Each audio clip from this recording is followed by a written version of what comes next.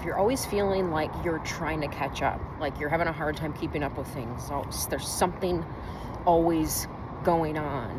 You can never get your home clean. It's like it's clean for 5 seconds and then it's a mess again. The number one reason for all of this is you're trying to do too much in a specific period of time. You have too much stuff in the house. So the bottom line is there's just too much. You're cultivating too many things. You're engaged in too many things. You're trying to please too many people. You're saying yes to too many things. You have too much stuff in your house. You're eating too much. Like, the biggest issue is that it's just too much. So if you start with your home, trying to get your home in order all the time, like, it's a never-ending thing. Like, yeah, the kitchen's going to be messy because it's being used, the bathroom's being used, those things are given. But if you're always feeling like there's just so much to do, nothing's ever in order, it's always a mess, chances are there's just too much stuff. Your kids' rooms probably have too many toys. Kids usually don't even play with all of the toys that they have. When I started pulling back on toys when my kids were a little bit younger, they actually spent more time in their room, and they slept better too because they didn't have all that overstimulation. Like, I was never a fan of the open toy bins where they can just easily grab stuff because it was too much stimulation, too many options to grab, and I would rotate things so they didn't have access to everything all the time, because then they'll get bored of it. If you were to put some of the toys away for a while and pull them back out, chances are they'll be like, oh, this is new, I haven't seen this in a month or whatever. So when there's too much, it's too overwhelming. It's like too many options, and so you're doing it to yourself. You have to pull back, and you have to weed out the things that aren't producing, that they're just causing this overstimulated you, because an overstimulated you is the one that's hectic and short-tempered and easily angered and frustrated, and you're lacking patience because there's too much. And specifically for moms, I mean, we're just overloaded with life anyways. We barely have time for ourselves, and then when we do, we feel guilty for it. So this whole cycle needs to be revamped. So you don't feel guilty for taking time for yourself. So you're more calm and collective because you're trying not to do too many things. Like, the amount of moms that I see wasting time with DIYs, unless you absolutely love it. But I'm telling you, one DIY project can take months. Like, you're spending every day trying to finish one project to save some money. You're wasting your time on that, and then you're like, oh, I'm trying to get this done. Your kids are bothering you, and you're like, I'm trying to get this done, and so get out of the way or whatever, and you're squeezing it in to save some money. And normally that's why we do it, is to save money, not because we love it. Very few people actually love doing that type of stuff because it's frustrating. Well, in my opinion, it is. So if you're doing it to just save money, but it's costing you days and hours and frustration, you're not really saving anything because you're trading your time, and time is something you can't get back. Money you can always get back. This is why I learned a long time ago that a poor mindset is someone who sells their time, and a rich mindset is someone who buys their time. You're doing things that are gaining you your time back. It's like once you get to a certain age, you realize, wow, now I need to start doing things because you see that the hourglass is, there's not much in it, and you don't know, that you've already lived so much of your life. And so then the perspective shifts because you're like, well, now I got to start doing things that are going to save me time, not so much save me money, because you're just like your mindset shifts a little bit.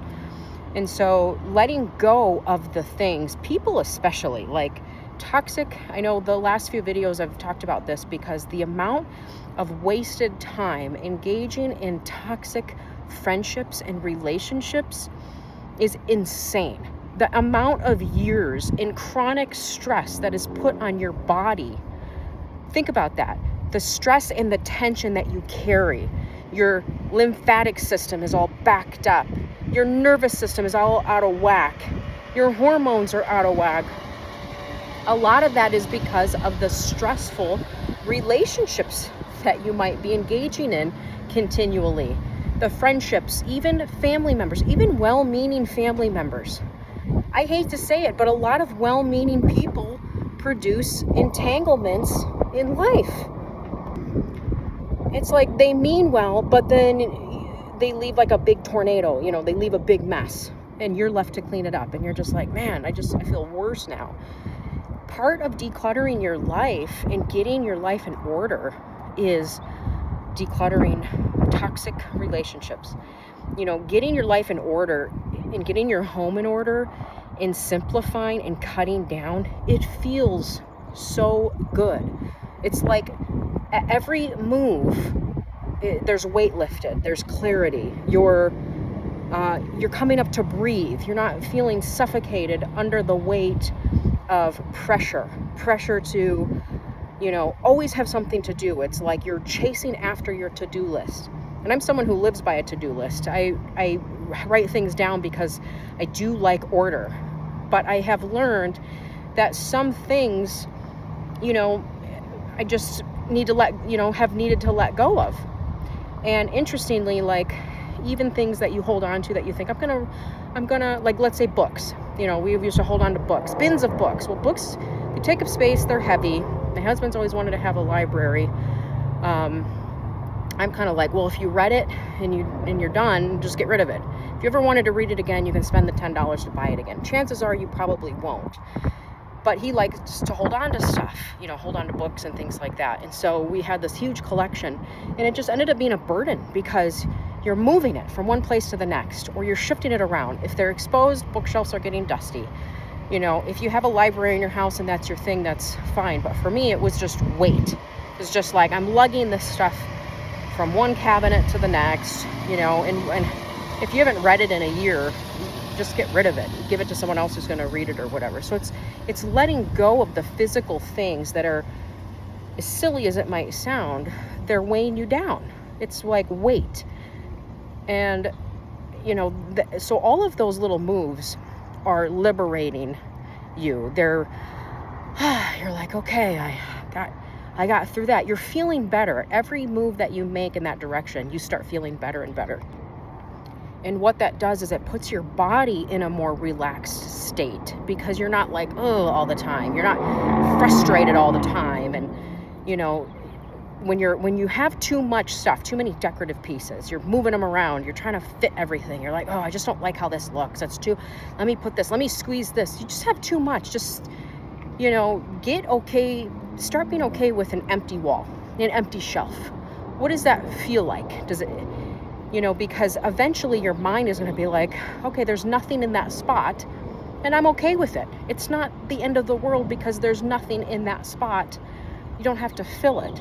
So your mind will start learning to relax a little bit when you're in that room and when you're in that space, because it's gonna be okay with an empty shelf, or an empty table, an empty wall, and you will start feeling better because it's not going to trigger a anxious thought or an anxious feeling. So you're just removing those things until you gain the type of control and perspective that you need. And to really get to that place where you're simplifying and you're decluttering your life. If you can't get your home in order, you're going to have a really hard time getting the rest of your life in order. This is why starting with your home is so important, and going from there. Our home, our car, our life, our job, like I said, most of the time we're just doing too much, or we're trying to do too much. And we're trying to squeeze it in, and that's what causes the anxieties, because it's overwhelming. I mean, life in itself has so many to-dos. It's like this is why God doesn't want us to get too far ahead, because then we're trading our present time for something that hasn't even happened yet. But in our mind, we're making it happen, so it's robbing the present. And so you have to bring yourself back to like the present. This is why exercising, you're in the present moment when you're exercising, because you're focused on what you're doing. Walking, things that are healthy and nourishing to your life and your soul, bringing you to the present moment is so good for your mind and your body, because you're You're putting yourself in more of a relaxed state, and it's hard to work with somebody who's like a kinked hose, who's always like, ugh, all the time. You have to let things flow. So you have to unkink your own hose so you're not in this chronic, state.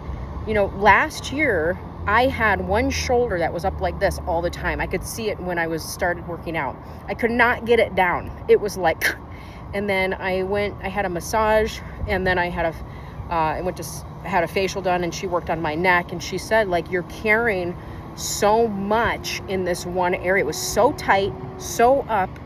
I went through lymphatic drainage and all that stuff because you carry that in your shoulders. I mean, you carry it in your body, but it was just like knotted up.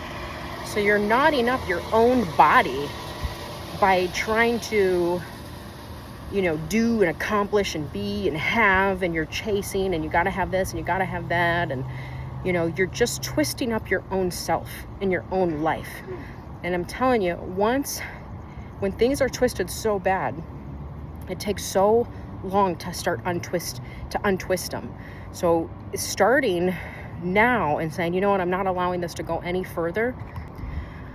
I'm not going to allow this relationship to just twist me up any longer. I'm not going to allow these habits to just twist me up any longer.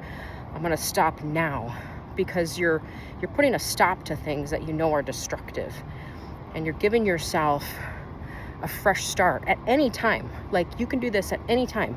You know what? I'm done. I want a fresh start. I'm ready to move on. I'm done with this season. I'm done with this habit. I'm done with this old stuff. These old clothes can go, I'm just ready for something new.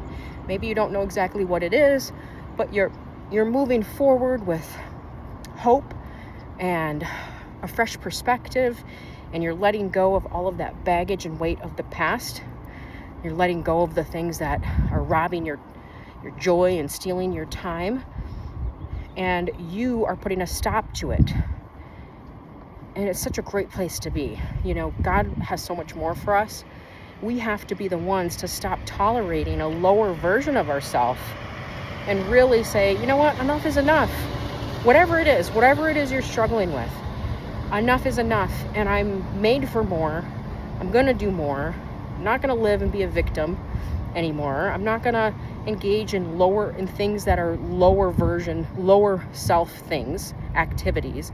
I'm not going to entangle myself in people's drama, gossip circles, or unhealthy relationships any longer. I'm not going to tolerate this.